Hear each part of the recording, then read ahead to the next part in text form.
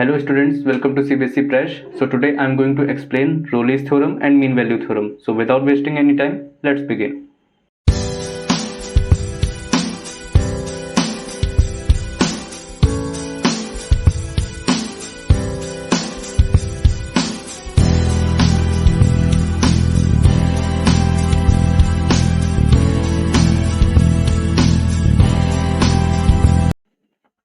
So what is Rowley's theorem?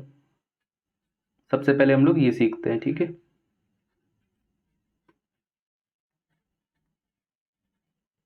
मैं आपको पहले स्टेटमेंट लिखाता हूं और उसके बाद उसका मतलब समझाता हूं, ठीक है।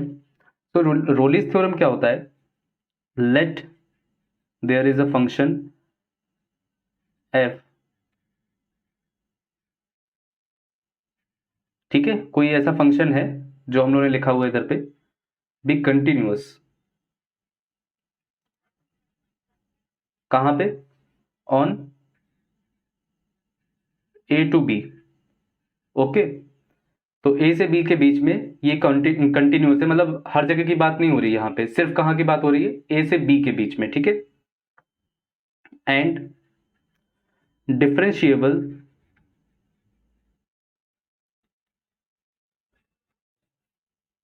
ऑन ए टू बी, ठीक है।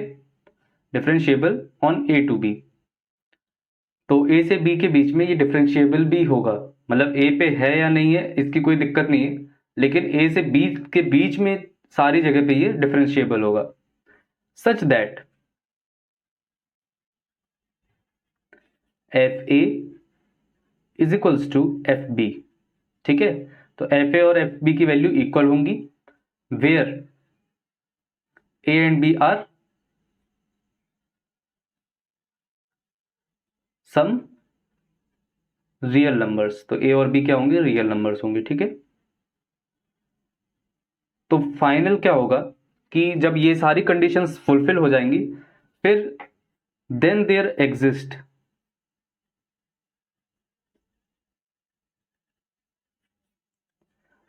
सम सी, कोई एक सी होगा, सी पॉइंट, ठीक है। जहां पे ए, मतलब ए से बी के बीच में वो सी पॉइंट ऐसा होगा जहां पे एफ डैश सी जो होगा वो जीरो होगा। अब आपको पता है कोई भी चीज डिफरेंशिएबल कहाँ होती है, कहाँ नहीं होगी। आई होप आप लोगों को ये बात पता होगी।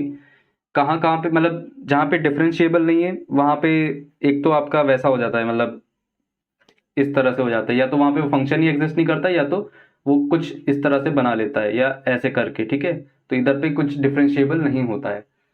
सो अब क्या है, ए से बी के बीच में सी जो है डिफरेंशिएबल। अब इसका इलस्ट्रेशन एक तरह से देखें, अगर आपके एनसीईआरटी में जो एक पहली फिगर 5.12 दी हुई है उसके हिसाब से अगर देखें तो कुछ इस तरह से ग्राफ बन सकते हैं, इसके पॉसिबल हैं। पहला, मान लो ये आपका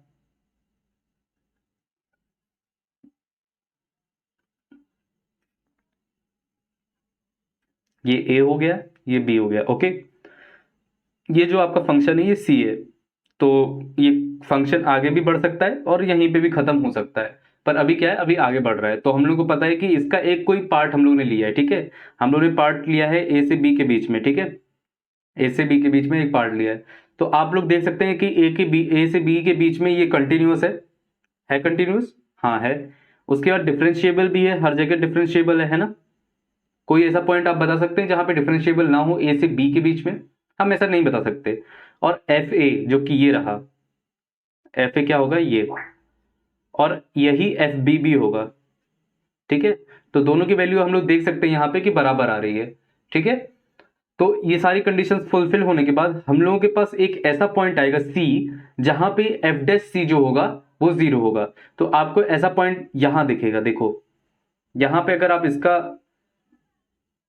अगर यहां पे आप इसका स्लोप निकालें तो ये एकदम से जीरो आने वाला है, मतलब इसका डिफरेंशिएशन जो होगा वो आपका एफ डैश सी जो होगा वो जीरो आएगा, ठीक है।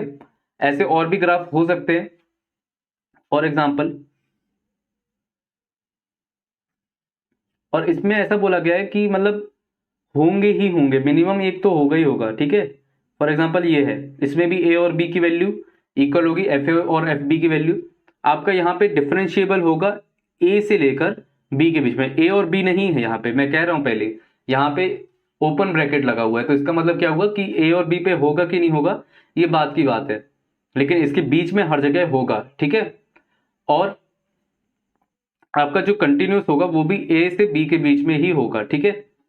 और उसके बाद आपके पास 2 पॉइंट ऐसे आएंगे इसमें, इस वाले ग्राफ में, जहां पे ये आपका जो डिफरेंशिएशन है इसका 0 होगा, एफ डैश सी जो है वो 0 होने वाला है, इधर पे भी एफ डैश सी जो है वो 0 होने वाला है। यहाँ पे सी क्या है, यहाँ पे, ठीक है। बीच में कोई एक पॉइंट होगा इनके जहां पे ये चीज होगी, ठीक है। ये आपकी रोलिस थ्योरम है, ओके। इसमें कोई दिक्कत किसी को? आई थिंक नहीं होगी। ये बहुत ही सिंपल सा मतलब है, अगर अगर आप समझना चाहें तो ये बहुत ही ऑब्वियस सी बात है कि अगर दो वैल्यूज इक्वल हैं और उसके बाद अगर आपके सारी कंडीशन फुलफिल हो रही तो कोई ना कोई ऐसा पॉइंट आएगा ही जहां पे इसका डिफरेंशिएशन 0 आएगा, है ना। ठीक है, अब हम लोग फर्दर मूव करते हैं theorem number 7 which is mean value theorem, okay. So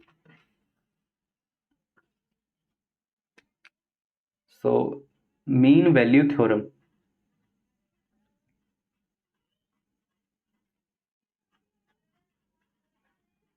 mean value theorem, okay। So let f, एक second, let f a to b, okay, a से b के बीच में इसका डोमेन है and it's range is r be a continuous, मतलब सारी conditions वही हैं जो हम लोग की रोलिस थ्योरम में थी, ठीक है, लगभग continuous function on a to b, sorry for the noise जो बैकग्राउंड में आ रही है, क्या है काफ़ी शोर शराबा आज हो रहा है, and differentiable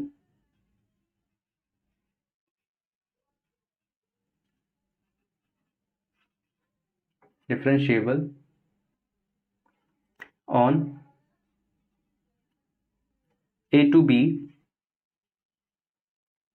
then there exist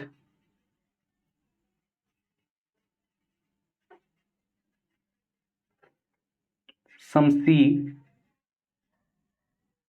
in a to b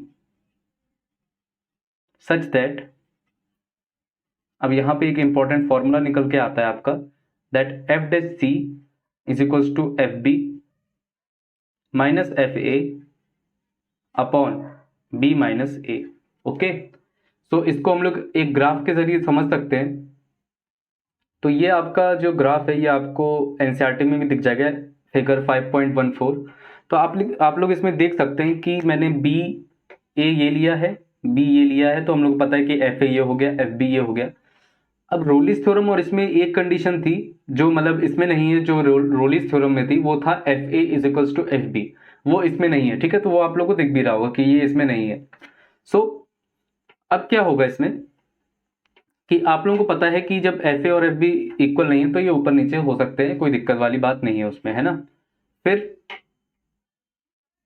ए की वैल्यू जब डालेंगे तो इधर पे एफ ए आएगा, बी की वैल्यू जब डालेंगे तो यहाँ पे एफ बी आएगा, ओके। तो अब आप लोग क्या इसका स्लोप कैलकुलेट कर सकते हैं? क्या हम लोग इसका स्लोप कैलकुलेट कर सकते हैं? तो हाँ, मैं मतलब मुझको ऐसा लगता है कि आप लोग कैलकुलेट कर पाएंगे, ठीक है। तो जब आप स्लोप कैलकुलेट करेंगे तो क्या आएगा, F B minus F A upon B minus A, क्या ये आएगा? हाँ बिल्कुल ये आएगा। और हम लोग को पता है कि जो स्लोप होगा इसका वो क्या होगा, एफ डैश ऑफ एक्स मान सकते हैं। क्या इसमें सी की वैल्यू अगर हम लोग पुट कर दें तो भी एज इट इज ही रहेगा? हाँ, तो ऐसे ही हम लोग का ये फॉर्मूला निकल के आ जाता है एफ डैश ऑफ सी। आप देख सकते हैं ये स्लोप और ये स्लोप लगभग बराबर है ना, लगभग बराबर, क्या पैरेलल ही है ये दोनों। तो जो इसका स्लोप होगा इसका वही इसका होगा, तो इसीलिए दोनों डायरेक्ट आ जाते हैं, ठीक है। तो ये रिलेशन आई गेस आप लोगों को समझ में आ गया होगा। और ये इसका आखिरी टॉपिक था इस चैप्टर का। सो इसके बाद हम लोग कुछ एग्जांपल्स करेंगे, और अगर आप चाहें तो मैं इसकी एक्सरसाइज, जो इसकी अगली वाली एक्सरसाइज है उसकी वीडियो भी बना सकता हूँ, क्योंकि आप लोग ज़्यादा एक्सरसाइज की वीडियोस देखते नहीं है, तो मेरा अब लगता है कि मुझे एक्सरसाइज वाली वीडियोस कम बनानी पड़ी। लेकिन अगर आपको चाहिए एक्सरसाइज की वीडियो कि कैसे सॉल्व किया जाए तो मैं वो भी कर दूंगा, ठीक है, उसमें कोई दिक्कत नहीं है। सो सबसे पहले हम लोग करते हैं एग्जाम्पल 42।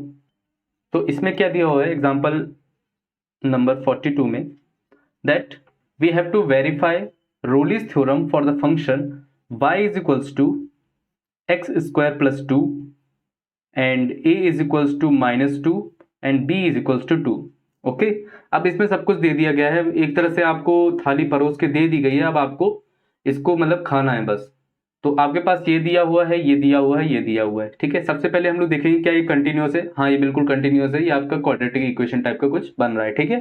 तो ये कंटिन्यूअस तो होगा ही होगा, माइनस हर जगह होगा, चाहे वो a -2 हो और b 2 हो, कहीं भी हो सब जगह चलेगा, ठीक है ये। Okay, so next thing is कि हम लोग को क्या करना है, इसमें इसकी वैल्यूज पुट करनी है -2 और 2, ठीक है।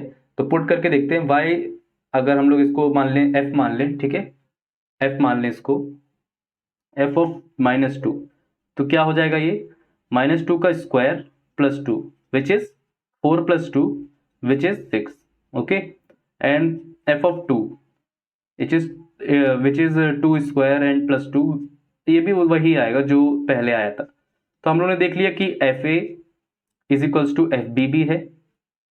और क्या कंडीशन थी रोलिस थ्योरम की, कि हम लोगों का जो ये होगा क्या कहते हैं, ये कंटिन्यूस होना चाहिए ए से बी के बीच में। वो हम लोग को पता है कि इसका ग्राफ कैसा बनता है ना, कुछ ऐसा बनता है, ये एक्स स्क्वायर करके ऐसा बनता है ना, सॉरी मैं ढंग से बना देता हूँ, कुछ इस तरह से बनता है इसका ग्राफ। तो ये कंटिन्यूस तो होगा ही होगा। और क्या पूछा था कि डिफरेंशिएबल भी होना चाहिए इसके बीच में। तो हम लोग जानते हैं कि ये हर जगह डिफरेंशिएबल है ना, ये जो क्वाड्रेटिक इक्वेशन होती है वो हर जगह डिफरेंशिएबल होती है। तो अगर हम लोग इसको डिफरेंशिएट करके देखें तो वाई डैश क्या आएगा आपका 2x, ठीक है। So there exist any point c जहां पे एफ डैश सी जो होगा वो 0 होगा। तो ऐसा कौन सा पॉइंट इसमें डाले कि ये 0 हो जाए, हाँ बिल्कुल सही है 0। अब हम लोग चेक करेंगे 0 जो है इन दोनों के बीच में आता है कि नहीं आता है। तो आप देख सकते हैं कि इन दोनों के बीच में आएगा, ठीक है। So F dash of 0 is equals to 0, और यहाँ पे सी का रोल किसने करा, 0 ने, ठीक है। तो इस तरह से ये वाला क्वेश्चन हो जाएगा। हम लोगों ने वेरीफाई भी कर लिया और हम लोगों ने सब कुछ इसका मतलब जन्म कुंडली सब कुछ निकाल लिया इसका, ठीक है। अब अगला क्वेश्चन अगर देखा जाए तो इसमें हम लोग को मीन वैल्यू थ्योरम को वेरीफाई करना है, ठीक है। मीन वैल्यू थ्योरम, तो मीन वैल्यू थ्योरम क्या थी आप लोगों को याद होगा, अभी अभी जस्ट पढ़ा है मैंने, example number 43। So it is given that we have F X is equals to X square and we have to verify it in the interval of 2 to 4, ठीक है। ये इंटरवल भी दे दिया, ये भी दे दिया, ओके। सो हम लोग एक काम करते हैं, सबसे पहले एफ ऑफ 2 निकालते हैं। तो एफ ऑफ 2 क्या होगा 4, और हम लोग निकालते हैं एफ ऑफ 4 विच इज 16, ठीक है। अब हम लोग को पता है कि यहाँ पे हम लोग अगर एफ डैश ऑफ सी निकालना है, जैसे कोई भी सी ऐसा हो जो इसके जैसा हो, तो क्या होगा F A which is f4 minus F B which is 2 upon F A मतलब अपॉन बी माइनस ए जो कि 4 - 2 हो जाएगा, ठीक है। तो इसको हम लोग लिखें 16 - 4 अपॉन 4 - 2, ठीक है। तो आप इसको कैलकुलेट कर सकते हैं, आई थिंक ये हो जाएगा 12 अपॉन 2 विच इज 6। तो क्या 6 ऐसा कुछ है जो एफ डैश, अगर इसका निकालें आप एफ डैश एक्स निकाल के देखें इसका, तो एफ डैश एक्स आएगा आपका 2x। अब 2x इज इक्वल्स टू 3 रखो, x की वैल्यू आ जाएगी, 2x इज इक्वल्स टू 6 रखो तो x की वैल्यू आ जाएगी 3। तो यहाँ पे c का रोल कौन निभा सकता है, 3, ठीक है। अगर आप यहाँ पे एफ डैश ऑफ 3 रखते हैं तो आपका ये 6 आ जाएगा, ठीक है। तो हम लोग को ये सब वेरीफाई करना होता है ऐसे क्वेश्चंस में, इसमें ज़्यादा कोई झंझट वाला काम नहीं होता है। तो आई थिंक आप लोग ये सब कर सकते हैं, ठीक है। ओके, अब इसके बाद एक्सरसाइज आ जाती है। तो अगर आप लोगों को एक्सरसाइज के भी सोल्यूशन चाहिए तो आप लोग कमेंट कर देना, नहीं तो मैं वो स्किप कर दूंगा, ठीक है। इसके बाद अगला चैप्टर हम पढ़ाया जाएगा। Make sure you like, subscribe and share this channel. और इस वीडियो को बनाने मतलब ये वीडियोस को बनाने में बहुत मेहनत लगती है, तो लाइक करना तो बनता है, ठीक है। और इसको जितना हो सके उतना शेयर करिए ताकि ये जिनको ज़रूरत हो इस चैनल की उन तक पहुंच सके। आप लोग मतलब शेयरिंग तो कर ही सकते हैं, ये फ्री ऑफ कॉस्ट होता है ऑफ कोर्स, और सब्सक्राइब करवा दे तो ज़्यादा अच्छा होगा, ठीक है। सो विद इसके बाद हम लोग मिलते हैं अगले वीडियो में। Stay tuned, stay safe and जय हिंद।